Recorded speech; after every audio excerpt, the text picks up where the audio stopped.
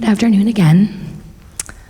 Like Tom said, I'm Janine Gelsinger. I'm the new executive director of UU Jazz, which is the Unitarian Universalist Justice Arizona Network. That means that it's my job to support all of the UU congregations in the state of Arizona in their justice work. And I'm so excited to be here with you today. Katie Ferris is a good friend of mine, and Rev Ron spoke so highly of you. And I've been lucky enough to get to email and message a little bit with Reverend Samantha. Y'all have great taste. It seems like she's gonna be wonderful for your community. And I've been so happy to be here today to see how much you care about each other, what a caring, wonderful community that you are. I spent last week at Camp DeVenneville Pines, which is a Unitarian Universalist camp near Big Bear, California. Has anyone been to Camp DeVenneville that's here? Yeah, okay, yeah, so some of you have. I went there for family camp. I brought my 2 daughters, and we got to stay for a wonderful week of all sorts of fun camp activities, right? Making s'mores and tie-dyeing t-shirts, right? As you use, tie-dye is our official spiritual practice.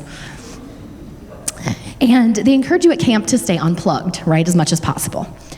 So I did. I took the opportunity to stay present with my daughters and to build community and relax a little bit.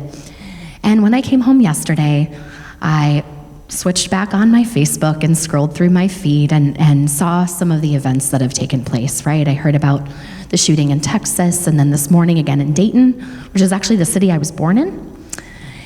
And the first thing I thought this morning was, I have to change my sermon. I can't not address the gun violence that is ongoing in our country, and we have to talk about this, right? We have to talk about systemic racism and white supremacy. We have to talk about patriarchy. We have to talk about all these structures that we uphold that are creating such a violent country. And we really need to talk about our conflict between independence and interdependence, especially as UUs, right? Because in our country, we hold up independence so strongly. I have my own individual rights, but we forget that the interdependent web of existence, our 7th principle, means that we all rely on each other, and we can't possibly hold up individual gun rights over people's lives. And so as I was thinking, as I was rewriting my sermon in my head this morning, I was also getting dressed. And that's always kind of a conundrum for me when visiting congregations, because I feel like I'm supposed to wear a UU Jazz t-shirt probably, right? But I don't like wearing t-shirts. And so I'm trying to figure out what I'm gonna do, and I decide, okay, I'm gonna wear the dress I wanna wear, but I'm gonna put on a pin. And so I start going through some of my pins, you know, which are justicey enough to make me not have to wear the t-shirt. And I find this one, and it says, "Move at the speed of trust." And it's a quote from Adrienne Maree Brown, who's one of my mentors and inspiration. Adrienne Maree Brown taught me everything I know about organizing from her book, Emergent Strategy. And I thought about moving at the speed of trust. It's one of the basic principles of organizing, and what that means is that you have to build relationship before you can have any sort of organization that's going to be effective, that's going to move forward. And so if I came here today and I jumped on my soapbox, I'm obsessed that Kim actually has a soapbox. I'm a little jealous that I don't get to stand on it right now.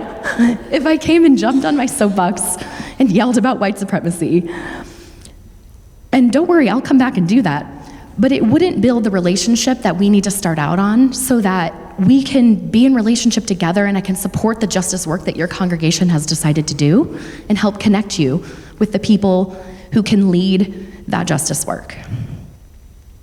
So I'm going to do part of the sermon I originally planned, and I'm going to talk a little bit about building trust through vulnerability. And I'm gonna do that by sharing some of my own story, because I think that another one of my mentors, Brene Brown, likes to talk about trust built from vulnerability, right? So I'm hoping by sharing a little bit of my personal journey with you that we'll start on a relationship where we can build some mutual trust and build relationships. And then I hope that I'll get to see a lot of you in coffee hour afterwards, or that you'll take the time to email me and share with me some of your stories, so that we can get to know each other and build from a place of relationship and grounding. So, I grew up in Scottsdale, Arizona. I grew up in a white, wealthy, Republican, Catholic family. And we weren't just Catholic, small c Catholic, we were big C Catholic. I have two of my grandpa's brothers are Catholic priests. My aunts march in Right to Life rallies. We were pretty Catholic. And my mother, who was an amazing example of what it looks like to give service to a church, she was super involved in ours. She taught Sunday school classes when I was a little kid. And from the time I was 10, I actually co-taught them with her. She let me make the lesson plans. I was kind of a precocious kid. Maybe you know some kids like that too, right? And we were really involved in the life of our church. So much so that when I became a teenager, I was a leader in the youth group, and I was actually elected Youth of the Year of the Phoenix Diocese. And I know, right? Big deal. And because of that, I got to do a service with the bishop at St. Simon and Jude Cathedral in Phoenix. And the bishop actually told me he would write my college application, like recommendations, right? So as I became a teenager, I started doing what a lot of teenagers do, and I started asking questions. Now, here in Unitarian Universalist congregations, we love when kids ask questions, right? The Catholic church I belong to, not so much. They didn't really love my questions when I asked about, I don't think my LGBTQ friends are doing anything wrong. I don't think God made them any different than anyone else. I think they're beautiful the way they are, and I definitely don't think they're going to hell. Can you explain that? They didn't like that question. They didn't like my questions about death. You say that if you pray, then you can keep someone from death, from a bad ending, but I see people dying all the time, and I think that they were praying. How can you explain that? They definitely didn't like my questions about sex, right? I was 16. And so as I'm questioning, two events happened. My mom, who at that time was a volunteer on the finance committee and kept the books, discovered that our priest was embezzling money from the church. And then 2 months later, the bishop of the diocese hit someone with his car and killed them and drove away. So, at 16 years old, I had quite a crisis of faith. I decided I could no longer be part of the Catholic Church. The hypocrisy was too much. It was not what I valued and not my beliefs. And I told my parents I wouldn't be returning. And my parents, at the time I didn't like this response, but now as a mother, I see that this was pretty reasonable. They said, before you leave, what we'd like you to do is talk to the director of religious education.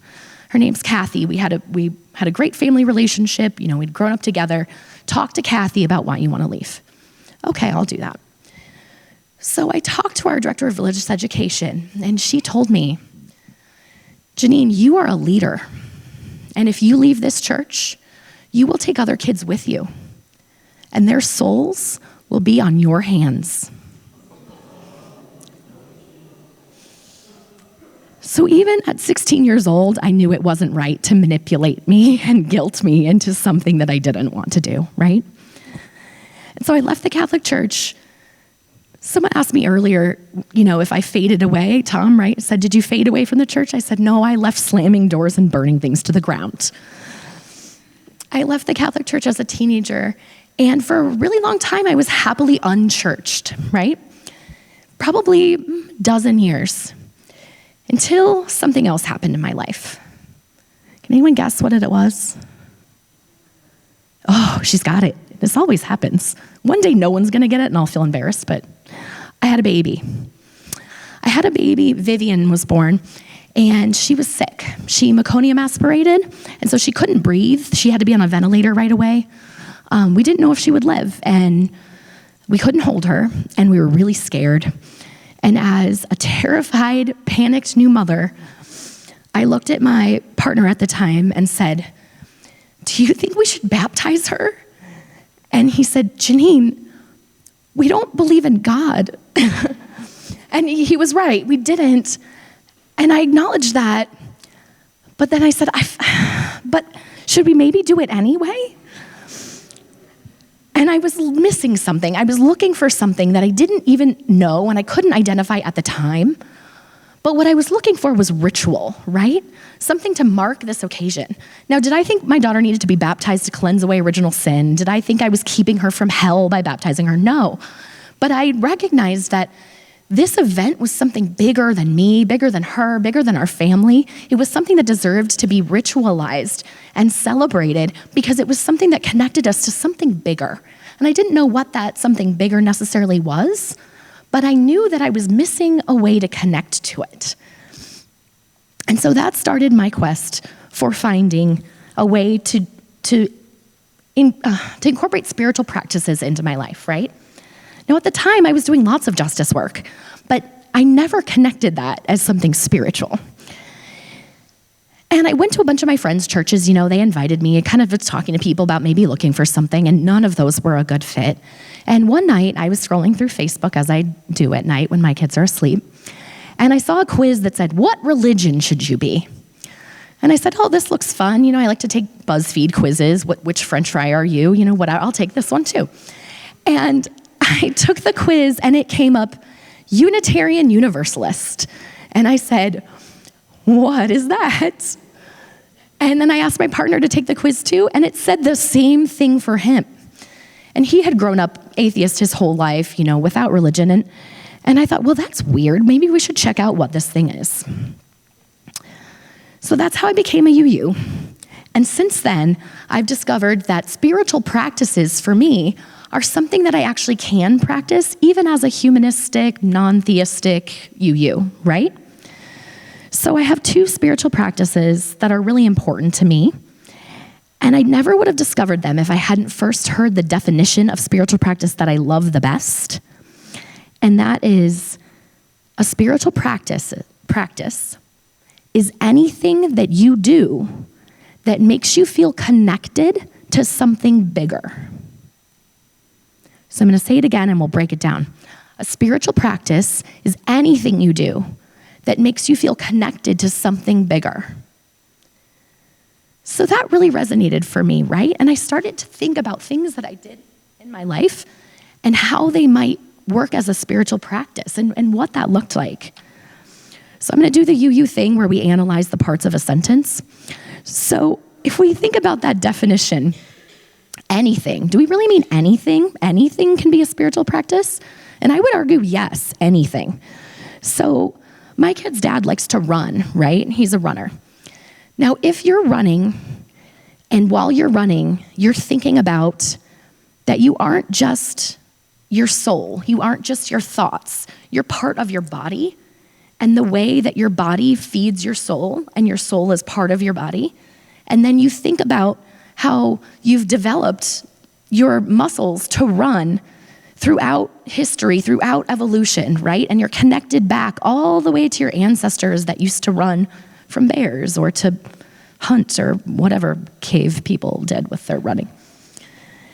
Then you're engaging in a spiritual practice because you're thinking about what you're doing and how it relates to something bigger, right? I'll give you another example. A lot of times we think of prayer as a spiritual practice. And it absolutely can be. But I remember many times as a kid sitting in Catholic church and just saying the words to the Our Father, and I was not thinking about anything. I was probably thinking about the shoes I wanted to buy or whatever, right? And so how many times have we done something that could be a spiritual practice, but we do it in a way that's rote, right? Running could have been that same thing. Sometimes I just go to the gym because I better go to the gym today. I know it will relieve my stress. I don't want to be there, and I'm definitely not thinking about how it connects me to something larger. Another example I have of a spiritual practice, and stay with me, this one's harder, but the one I've been thinking about recently is I have a toddler, a baby, and I was thinking the other day how sometimes nursing my baby is a spiritual practice. Because sometimes, as I'm feeding her, I'm thinking about how unbelievably amazing it is that my body grew this baby and can feed her now. And that if she has a virus, the contact in nursing will pick that up as her saliva mixes with breast milk, and my body will start producing antibodies to fight that virus and put it in my milk so that she doesn't get sick. I mean, that's incredible, right?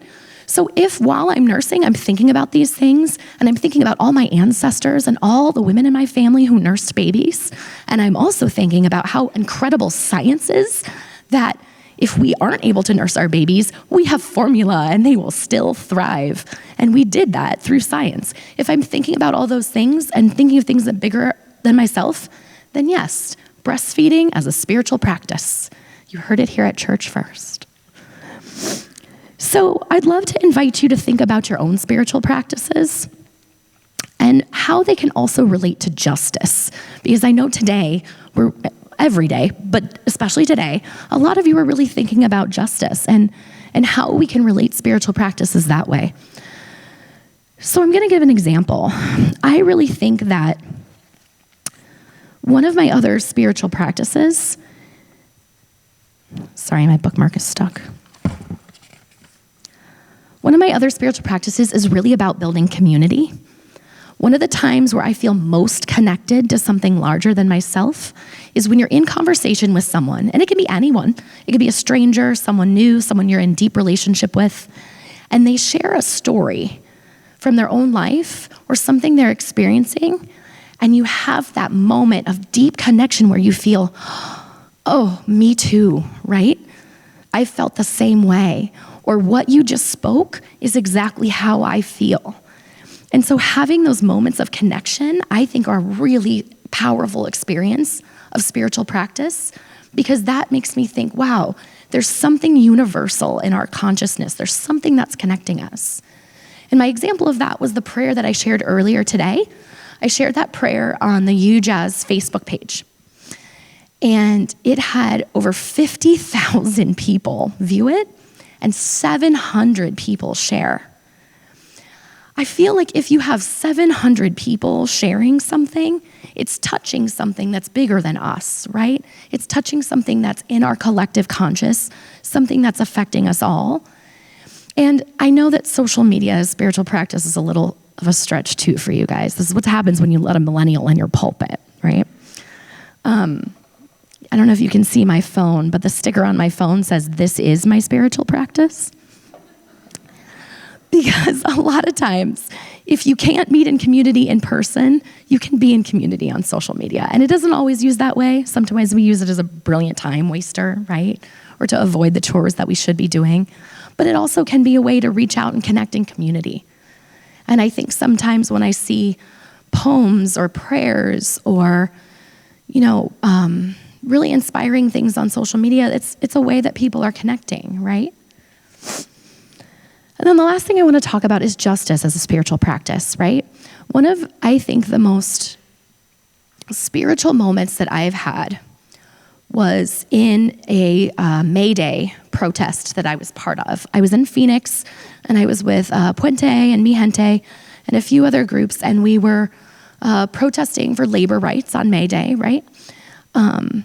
And I was in a space with my girls. We were kind of with the kids kind of at the back of the line, and the front had already turned the corner, and it was really silent. Up front, everyone was chanting, but in the back, it was kind of quiet. And I looked around to see if there was someone that made sense to lead the chants, right? It's good to let people of color lead the chants. We want to let people most affected be in the lead, right? So I looked around. Nope, no one from those groups. It was just us with the strollers, the white moms in the back of the group. And I thought, you know what? I could lead a chant. I could do it, right? And so I started the "Show Me What Democracy Looks Like" one. Do you guys know that? Yeah? So I say, "Show me what democracy looks like. Show me what democracy looks like." Yeah. And so one of the most amazing justice spiritual practices I had was just marching and knowing like, hey, I'm part of this as something bigger. Because on May Day, it's not just me and the strollers, and it's not just our whole group. We're connected to a bigger movement. And if we all work towards change, then that means that we can really move towards a truly liberative future. That is what we want to see. How many of you, well, you don't have to raise your hands. If any of you wrote down in your journaling practice that you didn't know if you could make a difference because you're just one person, Sometimes a justice spiritual practice helps you understand that you are part of something bigger. And your one action, just like Beatrice in the story with a tree, can really have a huge change. So whatever the barriers are, we have to find a way to break through them. So I'd offer to you a justice spiritual practice that you can do yourself. Each morning, I wake up, I get my kids ready for school. That takes a while. Hopefully not all of you have to do that, right? But I find a time in the day where it's quiet. And I think about my grandmother and how my grandmother used to sit down, she'd put aside her book, and she'd get out her rosary. And she'd do her rosary every day for 5 minutes, right? Well, I'm not suggesting to a UU congregation that you start praying the rosary. But I think that time that she set aside to connect to her values and what was bigger, she had something there, right? So what I do at my home is I get out my altar. Now my kids and I have made a little altar on a tray. I know this is like religious language, so stay with me. But on our altar, we have Our Lady of Guadalupe votive candle, that you see, except for it's AOC. It's Alexandria Ocasio-Cortez is on our votive candle, right? I have a picture of my grandmother, right? Because she inspires me in the justice work that she did. I have a little Lego brick that I got at GA this year that was part of a wall that we were building to knock down, right? My kids put stuff on it all the time. Most of the time it's like rocks and flowers and sticks and whatever they found that was really beautiful. Sometimes it's art projects.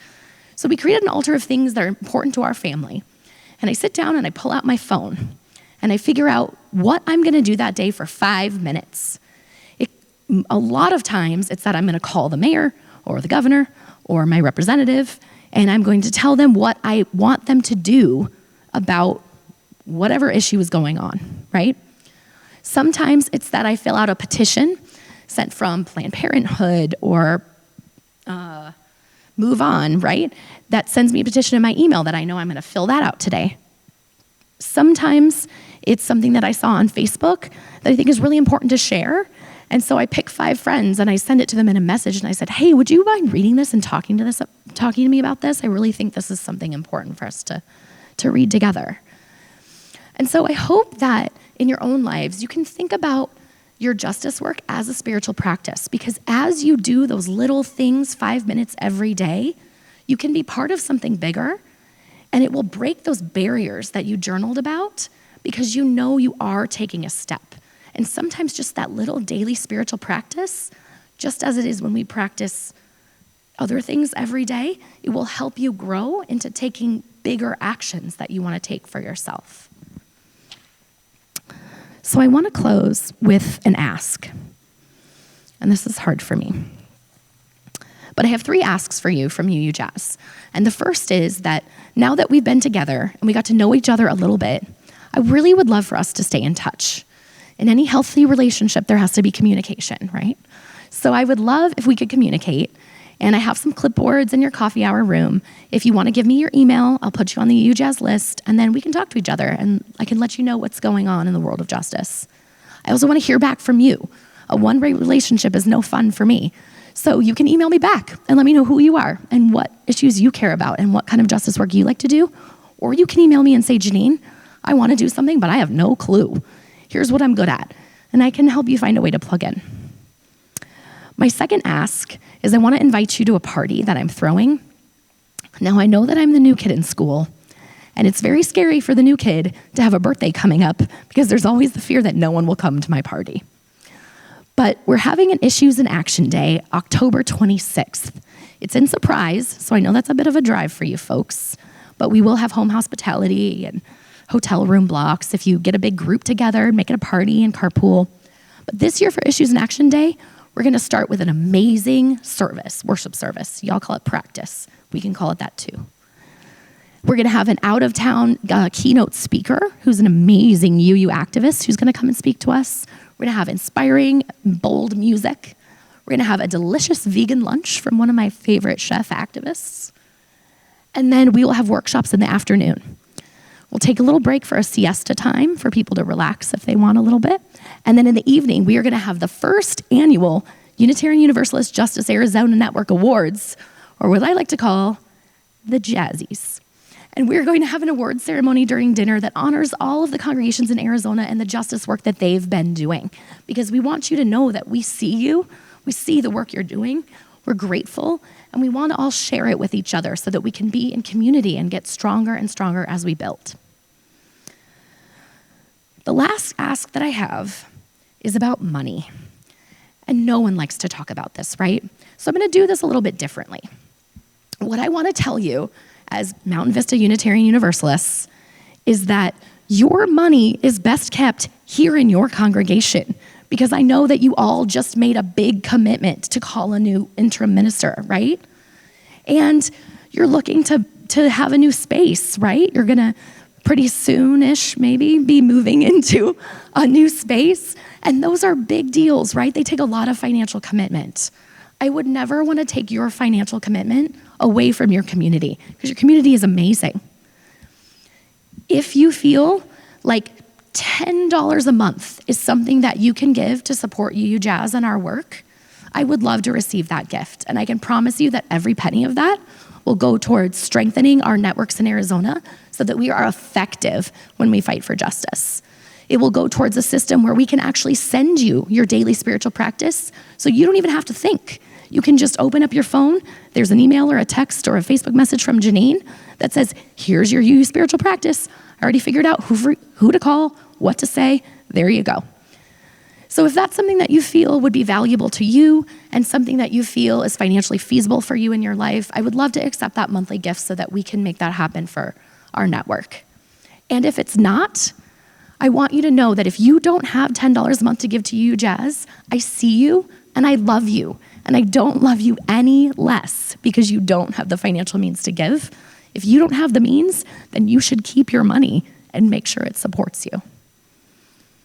I think I was a little bit over, but I just really want to thank you all for having me here today and for sharing your beautiful community with me and for being open to try a new spiritual practice, to think about your justice work as something that connects you to something bigger, and to keep building the community that you have so that you can get stronger and stronger in your work. Thank you.